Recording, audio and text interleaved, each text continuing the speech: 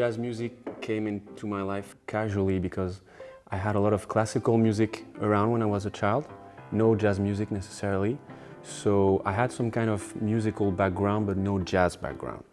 And my piano teacher made me listen to two albums, one by Oscar Peterson called Night Train and one by Monty Alexander, who's playing this year in Ascona, his famous 77 album Live in Montreux. And I fell in love with those two albums and with this music, and I wanted to play piano right away. And just exploring a bit the piano players I liked, I found out that actually they were both inspired by Nat King Cole heavily, so I tried to listen to that guy.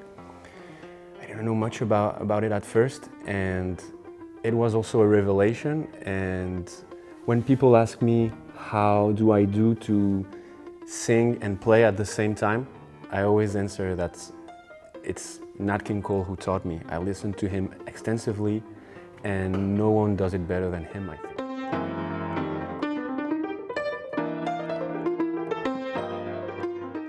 Kind of a revival of jazz in Paris. We also, of course, know about the history of jazz in Paris, like in the 60s, Saint-Germain-des-Prés and stuff.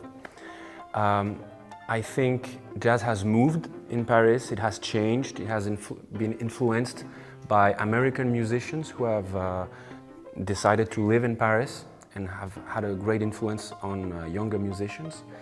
And so the contemporary jazz scene is like very influenced by other countries. There are a lot of Italian musicians in Paris, a lot of American musicians, I mean people from all around the world. And what I notice is the audience is getting younger and younger, and the musicians are getting younger and younger.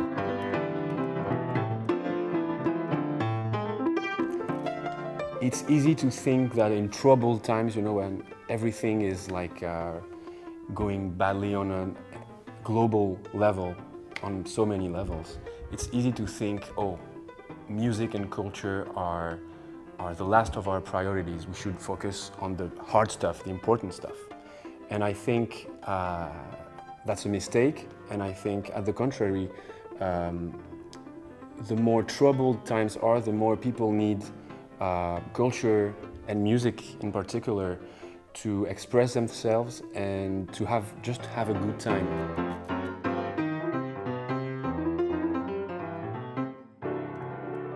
Yeah, let's jazz.